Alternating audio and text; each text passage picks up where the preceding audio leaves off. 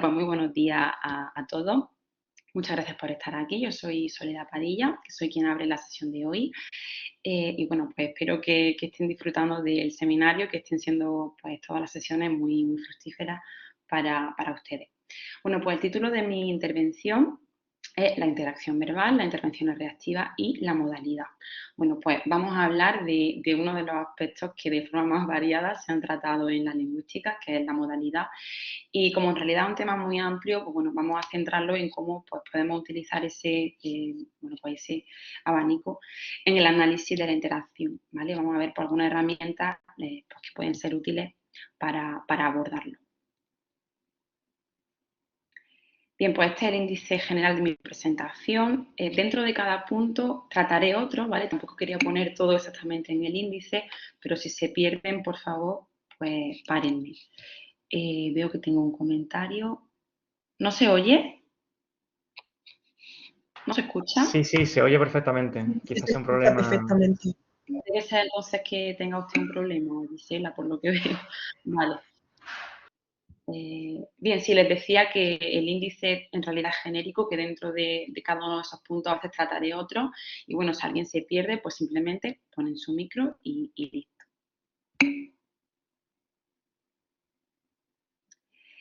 Bien, bueno, pues como saben, uno de los aspectos más relevantes en los últimos años justamente pues el análisis y el estudio de los marcadores discursivos, ¿no? De los que además ya se han hablado con bastante profundidad en este seminario, ¿no? Como por ejemplo la compañera Esther Brenes. Pues bien, en esta presentación nos centramos en algunos marcadores que surgen en el español coloquial y que aparecen en la interacción, concretamente en intervención reactiva, en respuesta, y que tienen un contenido modal, ¿vale? Y en este caso, pues especialmente nos centramos en expresiones que manifiestan afirmación y negación. Desde el punto de vista estructural, lo interesante es que estas expresiones se originan a partir de constituyentes muy distintos, pues, por ejemplo, oraciones completas, ya sean subordinadas o no, ¿no? Como quieras o como ya ves, y también pues, a partir de otros sintagmas de muy distinto tipo que no tienen una estructura oracional, pero sí configuran un enunciado reactivo de contenido modal autónomo. Pues nuestro objetivo pues sería analizar contenidos modales afirmativos y negativos que se utilizan en la conversación coloquial y que aparecen pues, en ese contexto dialógico y que pues, van más allá de los operadores modales prototípicos que conocemos, ¿no? Que están inventariados en las gramáticas y en los diferentes repertorios lexicográficos, ¿no? Pues nos referimos a unidades que en realidad equivalen a marcadores que están muy estudiados, ¿no? Como claro, como por supuesto, en el caso de la afirmación, y a otros como en absoluto, de ninguna manera, en el caso de la negación. Y bien, pues desde un punto de vista teórico-metodológico, como saben, pues seguimos el enfoque macrosintáctico. Me refiero muy brevemente al corpus de trabajo porque de él extraemos todos los ejemplos que presento aquí y bueno, simplemente quería comentarles que la mayoría de ejemplos que les voy a mostrar pertenecen al corpus MESA, que está compuesto por muestras de discurso digital, ¿no? Por eso pues, es lógico que presente muchos de los rasgos que se atribuyen en muchos casos a la conversación coloquial, ¿no? Verán que vamos a utilizar muchos ejemplos de WhatsApp y demás. Y bueno, para completar los datos que nos ofrece este corpus, pues también nos servimos de otros que se utilizan en el estudio del español coloquial, como es el corpus valesco y el corpus cola, concretamente, pues la parte extraída en Madrid. Y también, por supuesto, pues como corpus complementario utilizamos los datos que nos proporcionan los corpus académicos. Y bueno, les aviso de esto simplemente para que tengan en cuenta que el corpus MESA, del que traigo la mayoría de ejemplos, aún no está etiquetado y mantenemos escrupulosamente la ortografía original, con lo cual pues van a haber faltas de ortografía, de puntuación, pues una disposición a veces un poco extraña de los mensajes, pues simplemente para que lo tengan en cuenta.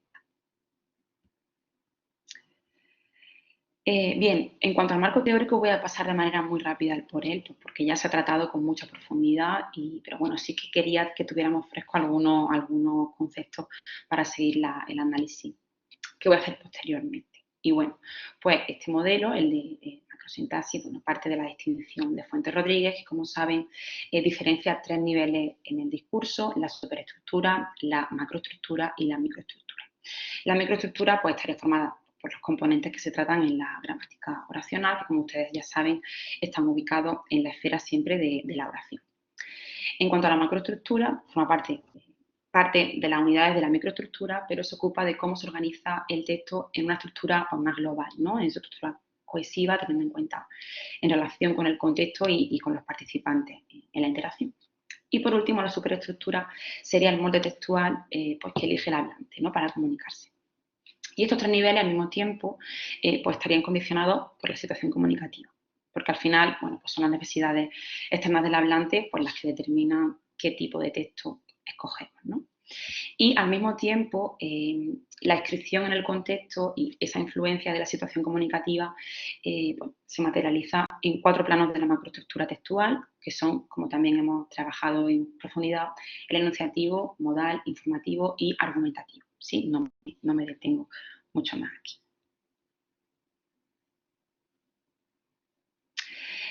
Bueno, distinguimos, por tanto, unidades que son propias de la microsintaxis y de la macrosintaxis.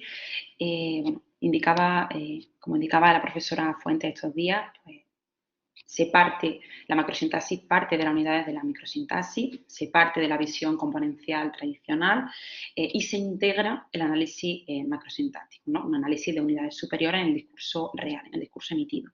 Y bueno, pues en coherencia con este doble análisis, pues esta autora propone 2 sistemas de unidades, ¿no? Que se corresponden con el microestructural, microsintáctico por un lado y macroestructural y superestructural por el otro, ¿no? Y bueno, pues coincidimos con esta autora como es el espíritu, ¿no? de este seminario, porque al final ambas organizaciones deben formar parte de una gramática del discurso, ¿no? Que se centre en la comunicación, ¿no? Pues bien, bueno, en estos bloques superiores que se nutren de las unidades de la microestructura, pues es curioso que a veces encontramos en el discurso unidades propias de la microestructura, pero que en determinados contextos funcionan en el nivel de la macroestructura, ¿no? Y algunos de ellos, algunas de estas expresiones, pues pueden terminar fijándose con una función específica, ¿no? Y sirva como ejemplo de esta conexión que les estoy contando, la forma "estamos locos" en intervención reactiva, ¿no? Que tenemos en el fragmento de la diapositiva.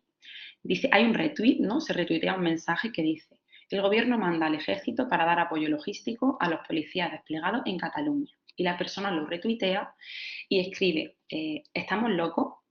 Bien, pues yo les pregunto, ¿qué expresa ese "estamos locos" en este ejemplo?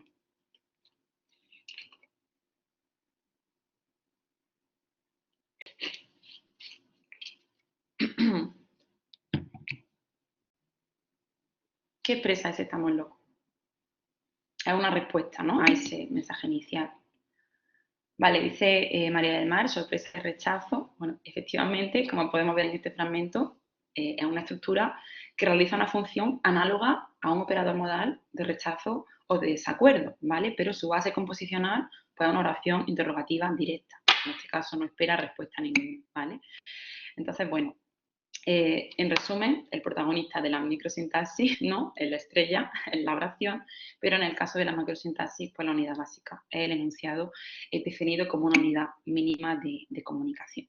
Y bueno, eh,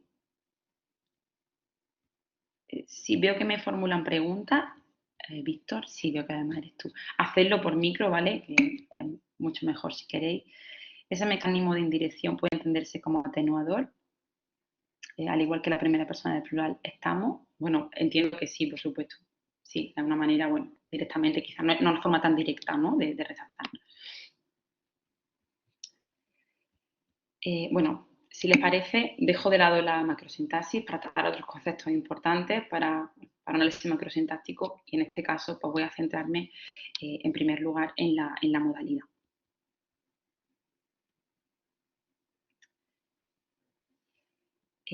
Bueno, la modalidad, como saben, pues es una de las nociones más controvertidas en la lingüística actual, creo que no exagero, ¿no? Haciendo esta afirmación. Y bueno, muchos autores hablan de la complejidad de la modalidad precisamente porque es un concepto utilizado por otras disciplinas, ¿no? Muchas disciplinas han hecho uso de este concepto.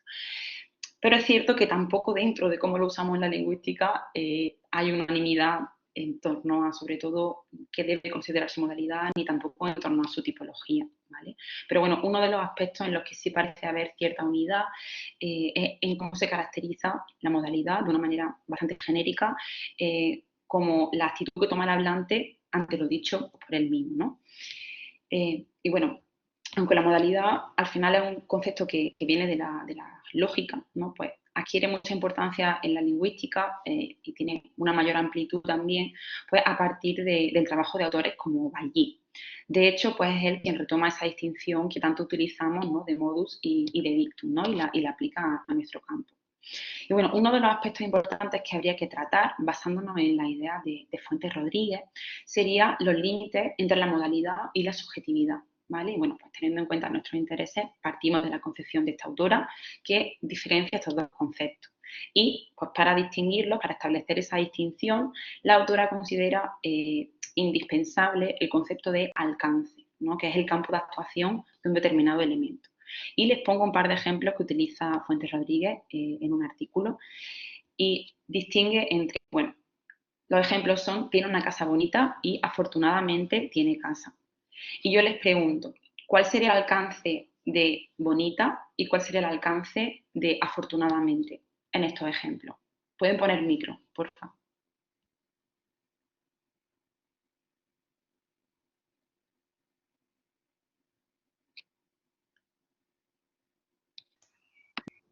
Y bonita parece referirse solo a casa y afortunadamente a todo el resto. Efectivamente, el contenido de bonita, ¿no? Forma parte de la información dictal, forma parte del dictum. Su campo de actuación pues, sería el sustantivo casa. Y en el segundo caso tenemos afortunadamente que manifiesta la actitud del hablante ante todo el enunciado, ¿no? No recae solamente en una parte del dictum, como pasa con bonita, sino que ante todo lo dicho, ¿no? Va más allá del contenido proposicional. Pues bien, con respecto a las clases de modalidad, la verdad es que habría que hacer un seminario solo dedicado a eso, así que bueno, yo me voy a remitir a hablarles pues, de la clasificación de modalidad que la verdad es que ha tenido una mayor trascendencia en los estudios lingüísticos, aunque ciertamente no es la única, ¿no? Y bueno, pues en este caso pues nos resulta bastante productiva la diferencia entre la modalidad epistémica y la modalidad deóntica. ¿Vale? Bueno, la distinción, una de las distinciones más repetidas y la usan pues, autores de cabecera como Taola, Ridruejo, también Martín Zorraquino y Portolés, entre otros. Pues bien, estas nociones que en realidad comienzan más ligadas a los conceptos provenientes de la lógica de necesidad y posibilidad, pues adquieren un desarrollo importante en la lingüística a partir de autores como Palmer, ¿no? Este autor, Palmer, considera que la modalidad epistémica debe abarcar pues, todos los aspectos que hagan referencia al final al grado de compromiso del hablante con lo dicho por él mismo. Y con respecto a la modalidad deóntica, este mismo autor, Palmer, defiende que debe emplearse en un sentido también más amplio para dar cabida no solamente a los conceptos clásicos de obligación y permiso, sino a todo lo que tenga que ver con la voluntad del hablante, ¿no? Y bueno, pues por esta razón, en este análisis que les voy a mostrar a continuación, incluimos o utilizamos el término modalidad deóntica para referirnos a las situaciones en las que el hablante acepta o no una determinada propuesta de acción.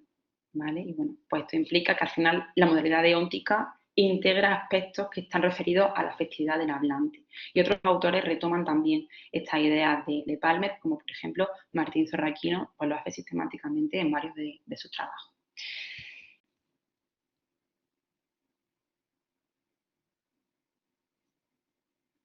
Bien, bueno, aplicando esta distinción que les acabo de exponer a las expresiones reactivas modales que he podido analizar y que les voy a mostrar aquí, bueno, algunas de ellas, pues vemos que las expresiones afirmativas, las que expresan acuerdo y confirmación registrada, como son, por ejemplo, seguro o dímelo a mí, pues ocupan el hueco funcional de operadores de modalidad epistémica, ¿no? Como claro, por supuesto, desde luego, y pues las expresiones que expresan, bueno, que manifiestan aceptación ante una propuesta de acción, como cojonudo, de lujo, ¿no? Pues se corresponderían funcionalmente con operadores de modalidad deóntica, ¿no? Como bien, vale, de acuerdo, porque han sido muy estudiados por autores como Porroche, por ejemplo. Pero bueno, también quería remarcarles que hay algunas expresiones, sobre todo una de las que les voy a mostrar enseguida, que tienen una estructura oracional, como ya ves, que son más versátiles y que pueden ocupar tanto el hueco funcional de un operador de modalidad epistémica como deóntica, ¿no? Como vamos a ver.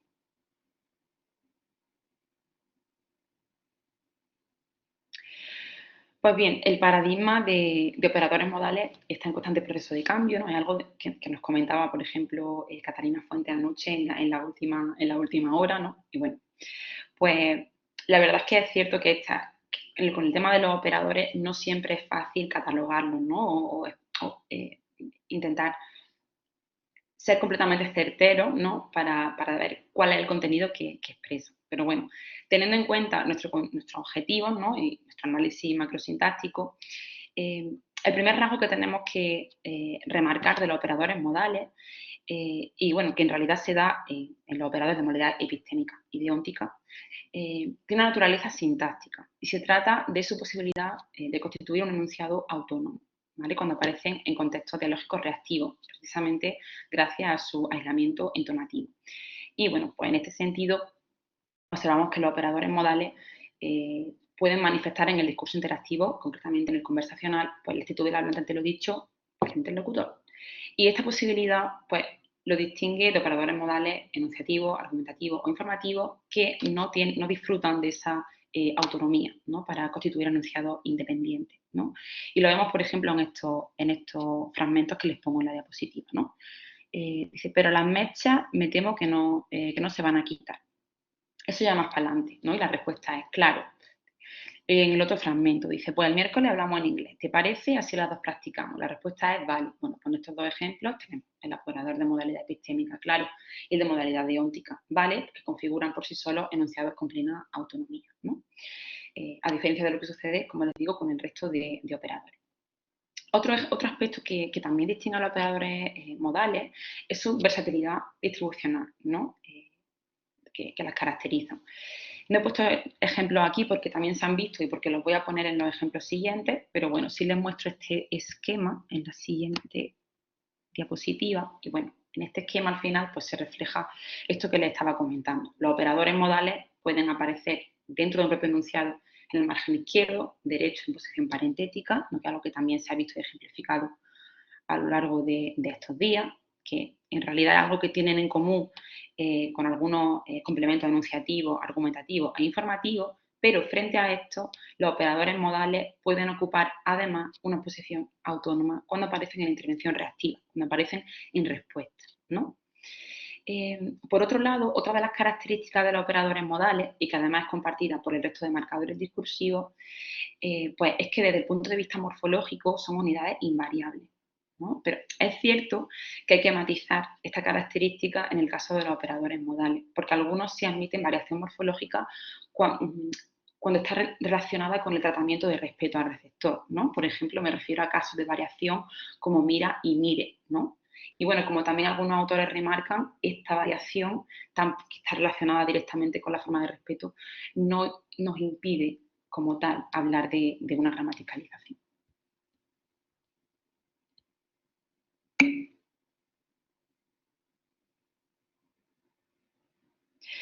Sí, Raquel, mire, de hecho, estos conceptos los he comentado ahora de manera muy general, para que pero lo vamos a ver de manera mucho más clara y lo voy a repetir y machacar más en la parte práctica, ¿vale? Así que si le parece, le remito a esa parte y si no queda claro, al final saben que tenemos tiempo para volver a repetir lo que sea necesario, pero creo que cuando lo vea aplicado va a estar clarísimo, ¿vale?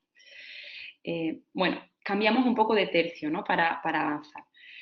Y bueno, como estamos acercándonos a la interacción verbal, lo vamos a profundizar brevemente. Entonces, bueno, vamos a referirnos a la definición de las unidades de análisis conversacional, ¿no? Que también vamos a utilizar. Y bueno, el grupo Valesco, que todos conocerán y que es uno de los más conocidos en el análisis de la conversación, define la intervención como la unidad monológica estructural máxima, cuyos límites se definen por el cambio de hablante. Pues bien, una intervención que puede provocar una intervención posterior es lo que llamamos intervención iniciativa, ¿no? Con la que se comienza un intercambio. Y por su parte, una intervención reactiva, una intervención que sirve como respuesta, pues constituiría la segunda parte, ¿no? de ese intercambio.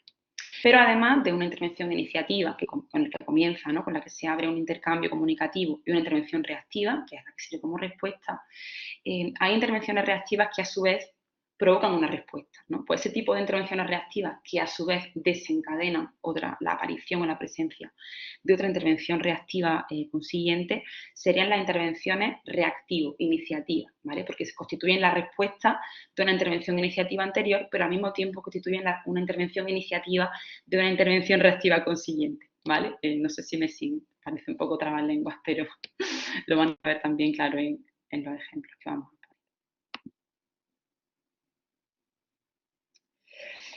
Bien, para el análisis del discurso interactivo y más concretamente para el análisis de las intervenciones reactivas, conviene tener en cuenta algunos de los conceptos que les voy a tratar aquí y que también pues, se han tratado mucho en el análisis de la conversación. Concretamente aquí pues, me interesan los conceptos de obligatoriedad, predictibilidad y preferencia.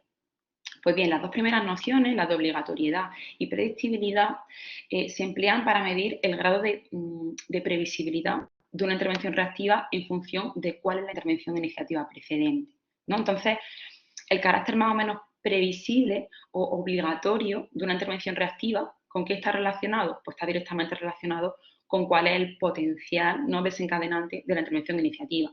Por ejemplo, es mucho más predecible y es mucho más obligatoria una respuesta tras una intervención iniciativa que es una pregunta, ¿no? Porque estoy apelando directamente al interlocutor y sería pues, menos obligatoria una aserción, no una opinión que aparezca en la intervención iniciativa. En cuanto al concepto de preferencia, se emplea para medir el grado de adecuación de la intervención reactiva respecto a la intervención iniciativa precedente, ¿no? En función también de cuáles creemos que pueden ser las expectativas de nuestro interlocutor, ¿no?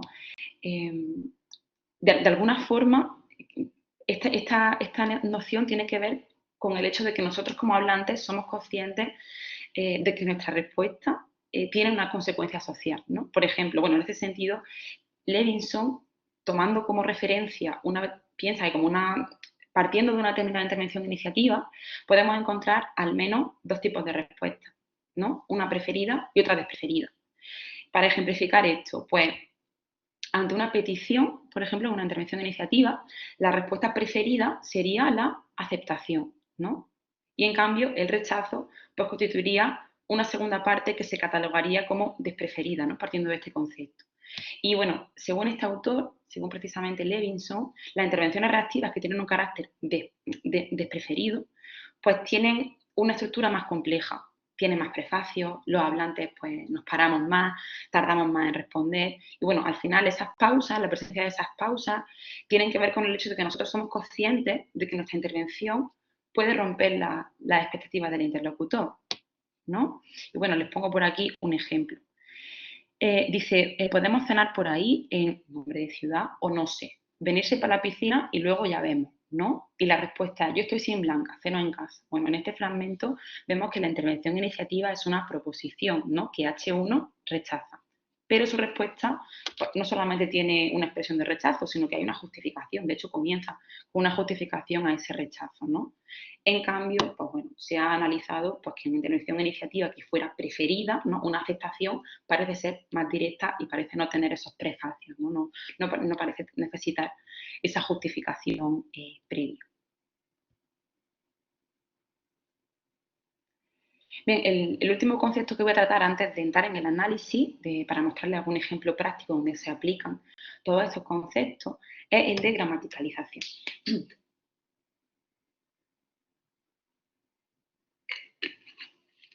Tampoco lo voy a tratar en profundidad, porque es otro que también se ha tratado, pero sí me interesa que haya algunos aspectos que estén especialmente presentes.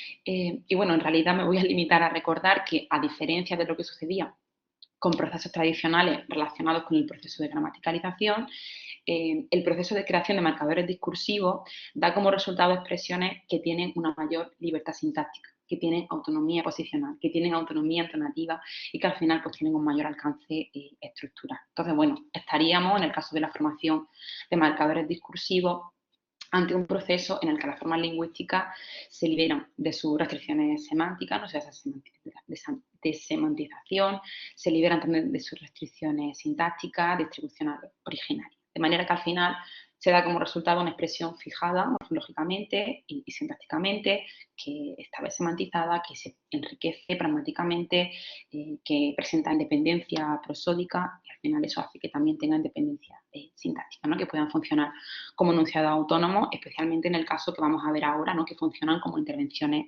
reactivas. Bien, pasamos ya al análisis para poder ver algunos de estos conceptos. Y bueno, mi intención, si da tiempo, es analizar un grupo de expresiones de afirmación que tiene como base una estructura oracional y un grupo de expresiones de negación que tienen como base una estructura no oracional, para mostrarles un poco las diferentes posibilidades. Y bueno, empiezo por el análisis de expresiones de afirmación. Como se pueden imaginar, la afirmación, por supuesto, está muy estudiada, aunque es cierto que ha sido algo más de manera indirecta a través del análisis de marcadores. Y es verdad que si uno empieza de verdad a adentrarse en el estudio de expresiones de afirmación, lo primero que observa es que hay cierto problema terminológico, porque muchas veces el término afirmación se usa como etiqueta, en nuestra opinión, demasiado genérica para abarcar una amplitud demasiado grande de marcadores, ¿no? Pero bueno, en mi caso, en lugar de hablar solo de afirmación, distingo entre 4 tipos de contenido que en realidad sí que se engloban dentro de la afirmación y tomo como criterio el tipo de intervención iniciativa a la que se responde, ¿vale? Les voy a mostrar un ejemplo de cada uno de estos casos, en primer lugar. Bueno, en primer lugar, pues, cuando hablo de confirmación, consideramos que en realidad es un contenido modal, reactivo, mediante el cual el locutor, de alguna manera, ratifica, da validez a la hipótesis que parece expresar el interlocutor en la intervención iniciativa, que de alguna forma se presenta o el hablante la presenta como dudosa. De manera que la confirmación, hablamos de confirmación cuando hay intervenciones e iniciativas que están vehiculadas por aserciones más preguntas confirmativas o por enunciados interrogativos que están orientados, ¿no? Les pongo aquí un ejemplo en donde aparece el apéndice comprobativo, ¿verdad? Dice, os encanta saberlo, ¿verdad? Y la respuesta es sí, ¿no? El hablante confirma esa hipótesis que manejaba el hablante de la intervención de iniciativa M1, que es os encanta saberlo, ¿no? Por su parte, concebimos que la expresión de acuerdo es un contenido modal reactivo también, pero que supone un alineamiento voluntario del hablante respecto a lo dicho por el interlocutor, ¿no? Entonces, utilizamos más este concepto para referirnos a los casos en los que el locutor se adhiere ante una opinión o ante una intervención iniciativa que tiene una naturaleza más asertiva, ¿no? Donde se expone un juicio o una opinión determinada, ¿no? También aquí un ejemplo de que el mundo se va al garete, ¿no? Y la respuesta es, bueno, desde luego, ¿no? Una adhesión voluntaria, ¿no? No se apela directamente al interlocutor.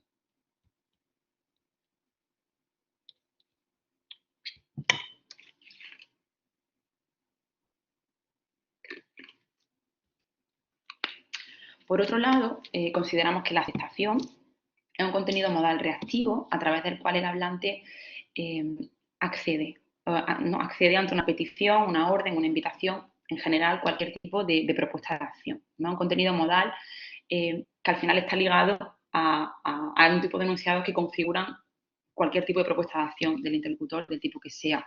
Por ejemplo, les muestro aquí, vente el sábado y el viernes vamos a casa de mi tía, ¿no? Y la respuesta es, ok, vale, ¿no? Acepto esa proposición, ¿no? Con lo cual estaría este tipo de respuesta, vale, de acuerdo, pues, ok, está ligado a operadores de modalidad deóntica, porque decíamos que los operadores de modalidad deóntica están relacionados con la aceptación o rechazo del hablante ante lo dicho por el interlocutor. Al mismo tiempo, en este análisis distinguimos los 3 contenidos anteriores del último, que es la respuesta afirmativa categórica, que se da cuando la intervención previa está ocupada por una pregunta real, ¿vale? Una pregunta que no configura una respuesta de acción, ¿no? Es una petición de información al interlocutor. Por ejemplo, aquí, ¿te gusta el portofino? ¿No? Y la respuesta es sí, sí. Bueno, creemos que esta diferenciación, bueno, puede ser práctica en el análisis. Y bien, he seleccionado las que creo que pueden ser las expresiones más versátiles, porque expresan los 4 tipos de contenidos afirmativos que le acabo de mencionar, ¿vale? Otras que han sido estudiadas expresan solo algunas de ellas, pero en este caso pues son muy versátiles y expresan estos 4 contenidos afirmativos. con lo cual creo que son bastante, bueno, ilustrativas.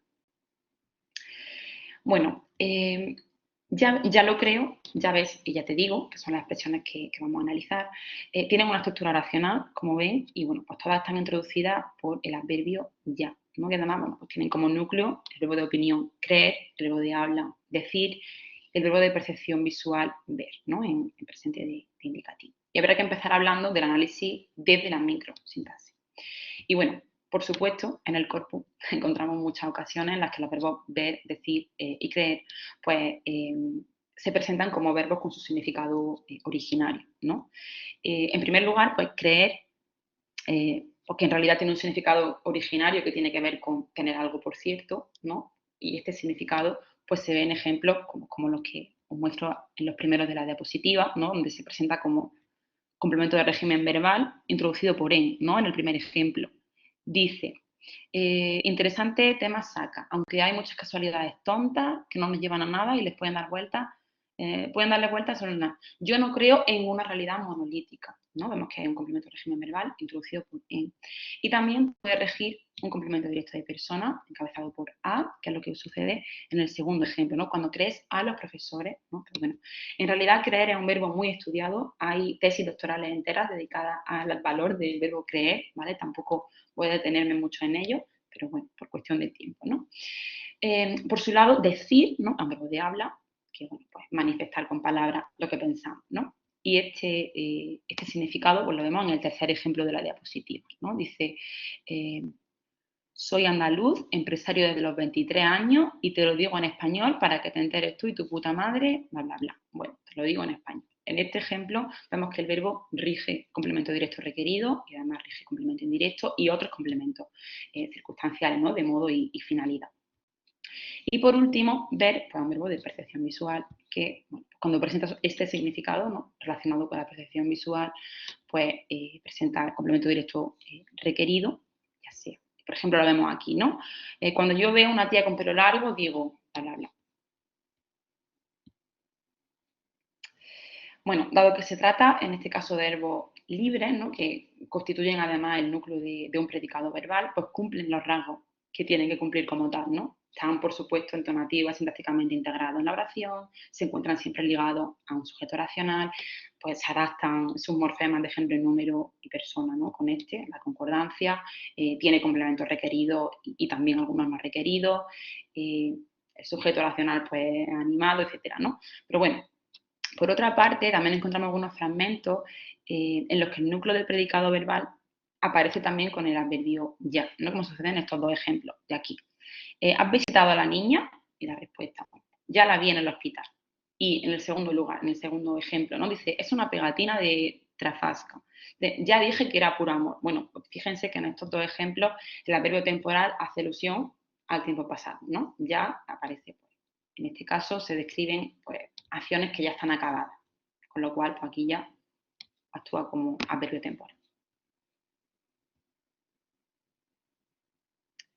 Nos referimos ahora, frente a esta descripción que hemos hecho, al comportamiento macrosintáctico de estas expresiones. Y bueno, lo primero que tenemos que decir es que, ya lo creo, ya te digo, y ya ves, se comportan como lo que se ha llamado estos días, lo que llama Fuentes Rodríguez, complementos periféricos, ¿no? En el discurso monologal, ¿no? Dentro de la intervención de un mismo hablante. ¿Vale? Aparecen en los márgenes del enunciado y actúan, añaden contenidos que se vinculan con el plano modal, ¿no? Pero de algún modo también con el enunciativo, ¿no? Nos hablaba de Esther de esa multidimensionalidad. A veces un mismo elemento, aunque lo podamos catalogar como modal, podemos hablar en cierto modo que tienen alguna incidencia, que tienen cierta incidencia en otros planos de la macroestructura. No es algo que sucede con mucha frecuencia, ¿no? Por ejemplo, muy habitual con el plano argumentativo. Bueno, en este caso, pues disfrutan de independencia entonativa y sintáctica, también por su origen, ¿no? Están separados por pausas, pero aquí ya dejan de comportarse como núcleo de sintagma verbal que pasaba anteriormente, no rigen esos complementos de manera obligatoria y, bueno, adquieren una distribución sintáctica que los acerca a los operadores discursivos no habituales que sí que están inventariados, como les decía, ¿no? En el caso de ya lo creo, que aparece en el primer ejemplo, lo encontramos en nuestro corpus con un valor anafórico, ¿no? Como enunciado mediante el cual pues, reafirmamos lo dicho por el enunciado anterior, ¿no? De alguna manera expresamos una actitud de seguridad, de adhesión plena, ¿no? ante lo dicho. Bueno, leo el ejemplo. Dice, usted dice que lo que pone... que a veces la ortografía de los ejemplos me cuesta mucho seguirla. Vale, usted dice que lo que pone en la carta del director en cuestión es cierto. ¿Razona usted con normalidad o le pasa algo? Y la respuesta es, del usuario 15, con la normalidad inherente a mis derechos fundamentales. Ya lo creo. Bueno, como ven, ese ya lo creo se utiliza pues, como una forma de refuerzo asertivo, ¿no? ante lo que se acaba de decir. Y bueno, de un modo similar, ya te digo, pues actúa también en el plano modal, dando cuenta del compromiso del hablante ante lo dicho, ¿no? Y en este sentido, pues actúa como un operador de modalidad epistémica.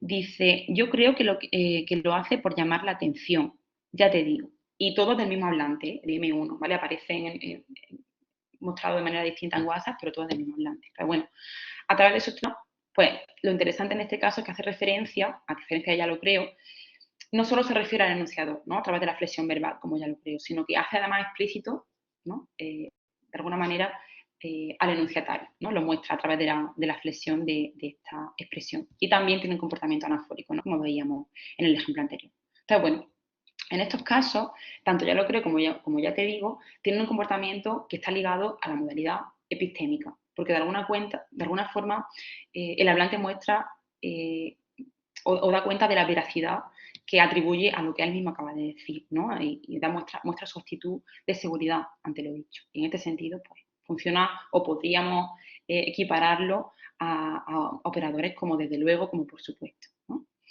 En cuanto a llaves, aunque dentro de una misma intervención también actúan como reforzadores de la aserción, esta forma, ¿no? Precisamente por su flexión, se centra más en la figura del receptor, ¿no? Porque tiene un mayor justamente rendimiento apelativo por esa configuración morfológica, ¿no? Y lo vemos en el último ejemplo. Dice, también nos gustaría cruzar Francia, ya ves, me hace ilusión.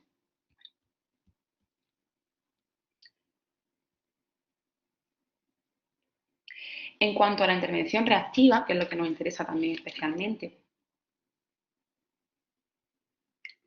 pues nuestras estructuras presentan mucha versatilidad en este contexto dialógico. Aparecen en diferentes contextos y en este sentido pues presentan los valores que anteriormente les mostraba. De hecho, las tres expresiones constituyen intervenciones reactivas afirmativas y manifiestan rasgos propios de estos operadores modales, ¿no?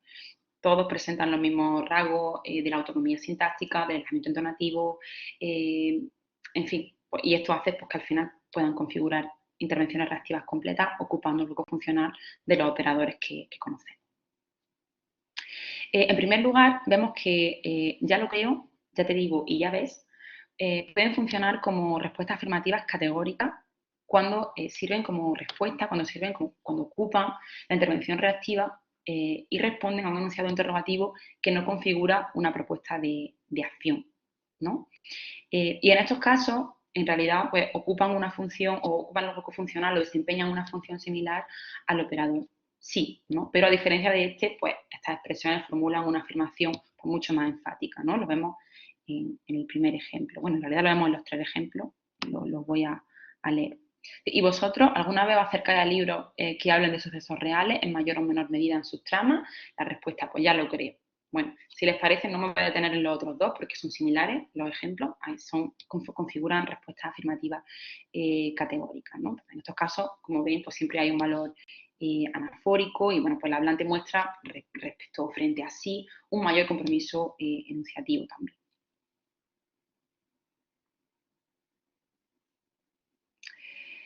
Estas expresiones, ya lo creo, ya te digo, y ya ves, pues también funcionan como expresiones de acuerdo, ¿vale? De manera que responden a intervenciones iniciativas que tienen una naturaleza asertiva, ¿no? Y lo vemos en estos ejemplos. Dice Patricia Conde, pone una imagen que pone, nada en este mundo sucede por casualidad. Y el usuario 57 le comenta, ya lo creo, ¿no? Por ejemplo. O en el segundo caso, dice, estamos los españoles europeos hasta los mismos huevos de refugiados sirios, que los acogen los países árabes como Qatar, Arabia Saudí, los Emiratos Árabes, Marruecos, etc.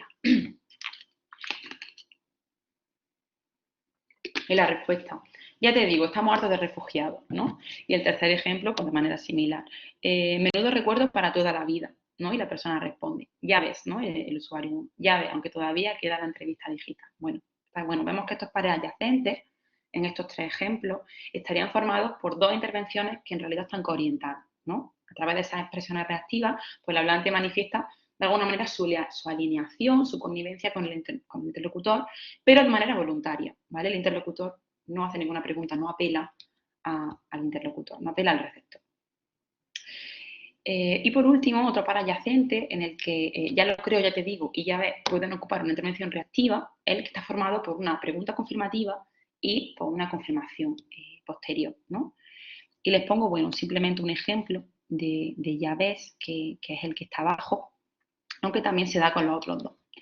¿Qué buen partido soy? Bueno, vemos ese ese apéndice comprobativo, y la confirmación es, pues ya ves. Por último, estas expresiones también pueden responder a respuestas de acción que están dirigidas al interlocutor, ¿no? Y en estos casos expresan aceptación. Y en estos casos que expresan aceptación, pues es cuando más vemos que funcionan de manera similar o que ocupan algo funcional de los operadores de modalidad deóntica, ¿no? Como vale, como de acuerdo, como bien, ¿vale? Y lo vemos en estos ejemplos. Guardo plaza para ti, y dice, ya lo creo. Y el siguiente dice, cuando pase esto tenemos que ir al cine. Y la respuesta, pues ya te digo. Ahora bien, hay que preguntarse, ¿no? ¿Podemos considerar entonces que estas expresiones que hemos visto ya cómo funcionan serían operadores plenamente gramaticalizados? Pues bien, en realidad, como han podido ir viendo, encontramos varios indicadores que nos pueden llevar a considerar que son expresiones muy gramaticalizadas, porque cumplen con los rasgos propios de una categoría macroestructural, ¿no? De los operadores. Todas ellas tienen un significado procedimental que está alejado, en principio, de su significado léxico originario, constituyen enunciados autónomos que pueden ocupar completamente una intervención reactiva. Bueno, con respecto a su sintaxis, por ejemplo, observamos que ya lo creo, ya te digo, ya ves, no admiten la presencia del pronombre personal sujeto, ¿no? Están fijados morfológica y sintácticamente, ¿no? Pero bueno, pues creemos que tienen un alto grado de gramaticalización en este sentido. Todavía tengo algo de tiempo, así que aunque tenga que pasar un poquito más rápido, pasamos ahora al análisis de las expresiones de negación.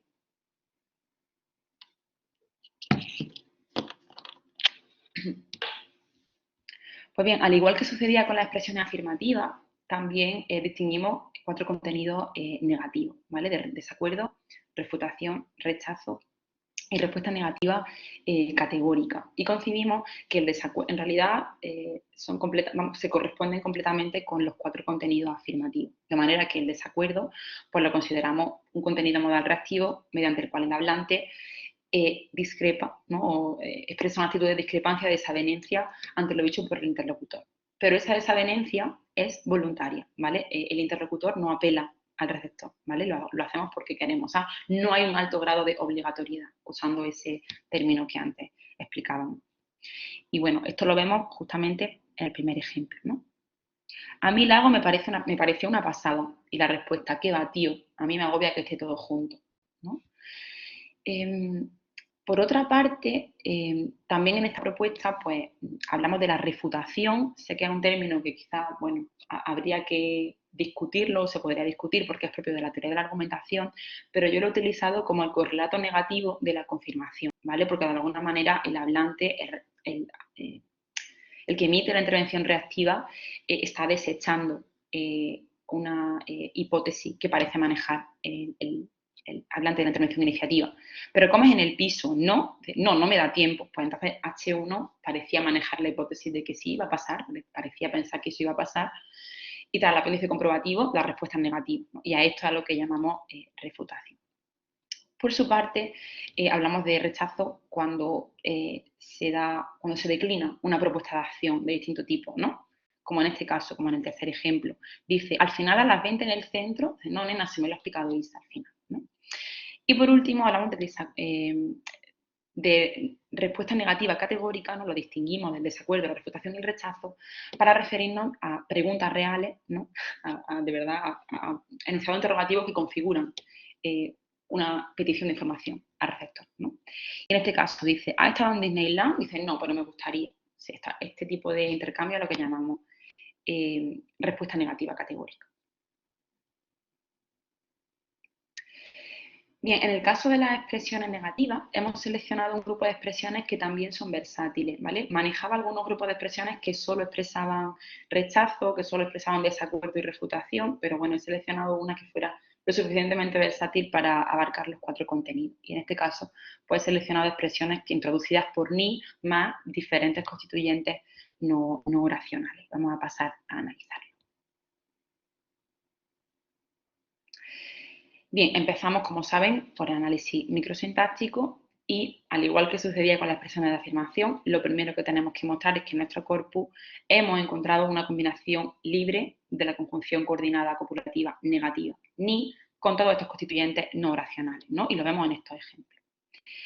Para tanto fue, digo, no podía mantenerse de pie ni hablar ni nada, ¿no? Y en el siguiente también dice, realmente creía que 40 kilos me iban a sentar bien. ¿Qué me pasaba? Estaba cegada, porque eso es lo que hace esta enfermedad. No te deja ver ni pensar con claridad. Y por último, dice, ni borracho, ni soñando, ni consciente me ha pasado. Bueno, vemos que aquí ni, ¿no? Une en el ámbito oracional elementos equifuncionales, ¿no? Siempre dentro del ámbito oracional en este caso. También dentro de los límites oracionales,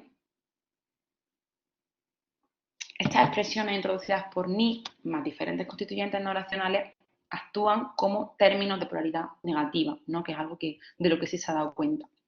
Y en estos casos ocupan una posición posverbal y exigen una negación en posición preverbal, ¿no? O algún tipo de inductor negativo en posición preverbal, ¿no? Entonces, en estos casos, ni, como ven, como van a ver en estos ejemplos, ya no tiene una función conectiva que una dos elementos equifuncionales, como pasaba en los ejemplos anteriores, sino que funcionan como operadores que actúan sobre solo un elemento, no unen elementos equifuncionales, ¿no? Tiene ahí un significado que ya, como vamos a ver, está vinculado a la escalaridad. Y lo vemos muy claro en estos ejemplos. Dice, no te ligas ni queriendo, y lo sabes, ¿no? O vaya mierda, usuario tal, no se merecía esa expulsión ni de broma. O hombre, cada uno que haga lo que quiera, pero yo a Vox no lo voto ni borracha. Bueno, en estos ejemplos ven que se repite ese mismo esquema estructural que les comentaba, negación preverbal, ¿no? Con el adverbio no, más una negación posverbal que está conformada por ese operador ni, más diferentes constituyentes no oracionales, ¿no? Aquí ya ni no introduce, no une dos más términos, sino que introduce un único término con el que constituye una fórmula de refuerzo de la negación preverbal, ¿no? Que tiene ese significado ya focalizador y escalar.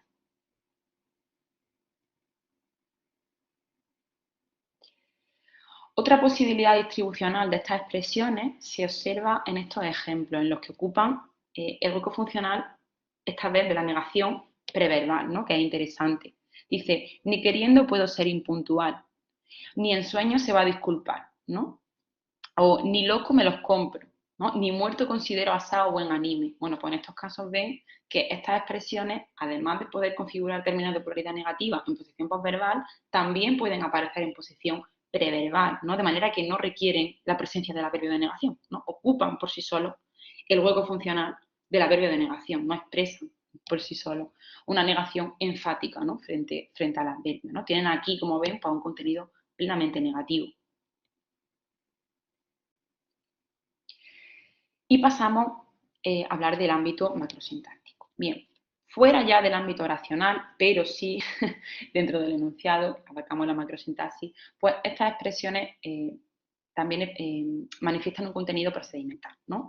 Dentro de la intervención del mismo hablante, ¿no? En discurso monologal, hemos podido ver que nuestras expresiones pues, tienen una distribución periférica propia de los operadores, ¿no? Concretamente, y además desempeña una función, añade contenidos modales, ¿no? de negación expresada en el dicto.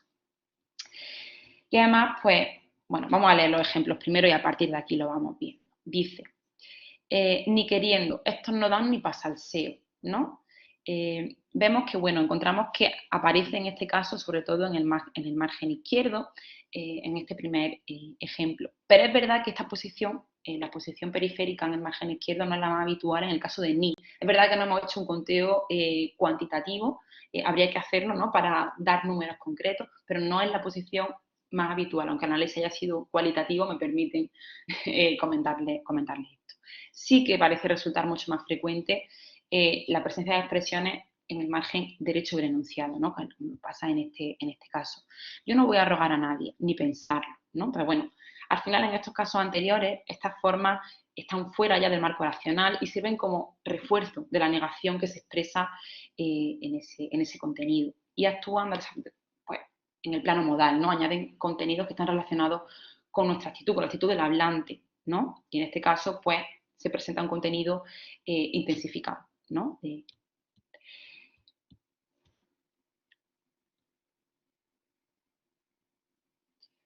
Pasamos a hablar ya de las expresiones formadas por ni más constituyente no racional, esta vez ya como intervenciones reactivas. Y bien, por intervención reactiva, estas formas pues también ocupan el bloque funcional de los operadores modales de negación del español. Y en el desempeño de esta función, pues poseen su propia curva entonativa, tienen independencia sintáctica total, pues constituyen enunciados independientes, ¿no?, que tienen enteramente un contenido modal.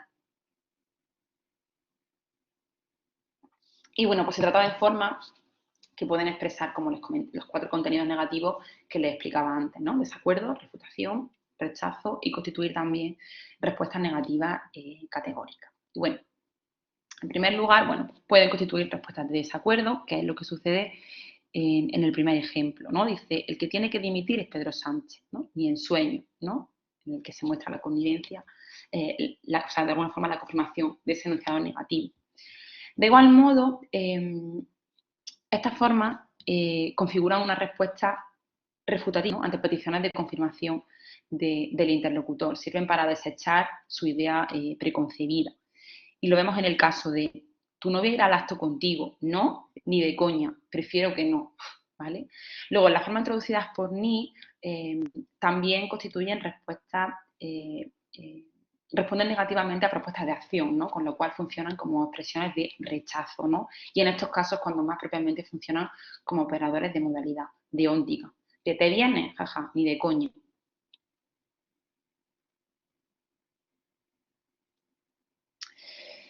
En nuestro corpus también registramos casos en los que estas estructuras responden a enunciados interrogativos totales que no son propuestas de acción, con lo cual configuran respuestas negativas categóricas, ¿no? Y se ve en este ejemplo. Es decir, ¿tú estarías con alguien cis? Y la respuesta es, bueno, ni flipando, ¿no? Bueno, como se ve en este ejemplo y también en los de la diapositiva anterior, estas formas tienen un contenido ya unitario, ¿no?, que tiene un carácter procedimental. Expresamos la negación en la intervención reactiva, ya sea ante propuestas de acción, peticiones de confirmación, juicios del interlocutor, o enunciados interrogativos que de verdad, pues de verdad esperen una respuesta por parte del receptor, no que sea una petición de información.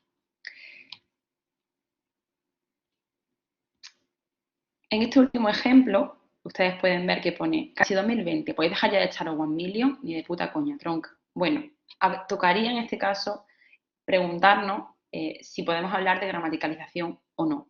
¿Por qué? Porque se cumplen muchos de los rasgos, que son los que les he ido comentando, pero es cierto que el hecho de que esté puto inserto ahí, en realidad en un primer momento debería hacernos pensar que puede no estar totalmente fijado, porque la fijación sintáctica implica que no se debe insertar ningún elemento entre los diferentes constituyentes, pero en este caso se permite.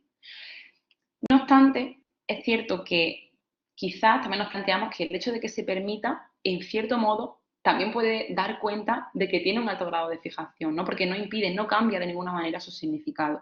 Y también es verdad que el caso del puto creo que es un poco específico, porque bueno, mi compañero José García, que ahora en un rato interviene, él ha analizado esta expresión y ha podido comprobar y ha podido ver que es ciertamente invasiva desde el punto de vista sintáctico y actualmente parece que se cuela en muchos usos, ¿no? Con lo cual parece que quizá esta excepción no tenga por qué impedirnos hablar del alto grado de gramaticalización que realmente creemos que estas expresiones tienen, ¿no?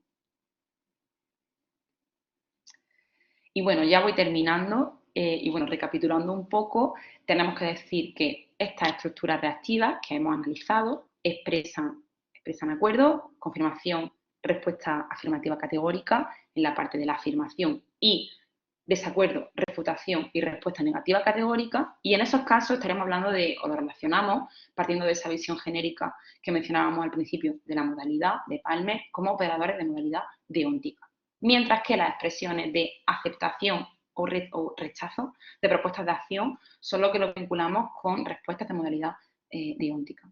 En el primer caso, epistémica, y en el segundo caso, deóntica. Y bueno, como hemos mostrado, las distintas funciones dentro y fuera de la oración, no micro y macrosintácticas de estas expresiones, coexisten, conviven en el español actual, que es algo que también se había comentado, y en cualquier caso, pues bueno, no cabe duda que son expresiones que todos utilizamos, que todos reconocemos y que reconocemos su significado procedimental unitario y que también, si lo observamos, pues podemos ver que es propio de los operadores discursivos que ya conocemos, que sí que están descritos y que han recibido muchísimos estudios monográficos. Y por último, bueno, nuevamente, cosa que creo que tampoco es del todo necesaria porque se lleva haciendo a lo largo de todo el seminario, pues deseo destacar la productividad, ¿no?, de este modelo de la macrosintaxis para analizar muchísimas expresiones lingüísticas y además hacerlas desde su uso real, ¿no?, tal y como se utiliza. Bueno, aquí he puesto una selección brevísima de algunos autores que he mencionado, pero por favor ya saben que pueden escribirnos, preguntarnos y ahora también tenemos un rato para resolver cuestiones, debatir un poco o lo que necesiten. Pero bueno, de momento les agradezco su atención.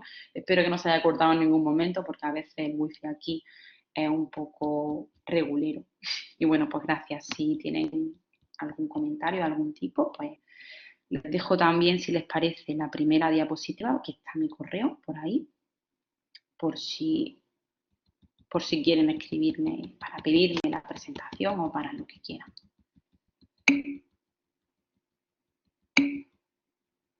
A ver, aquí va.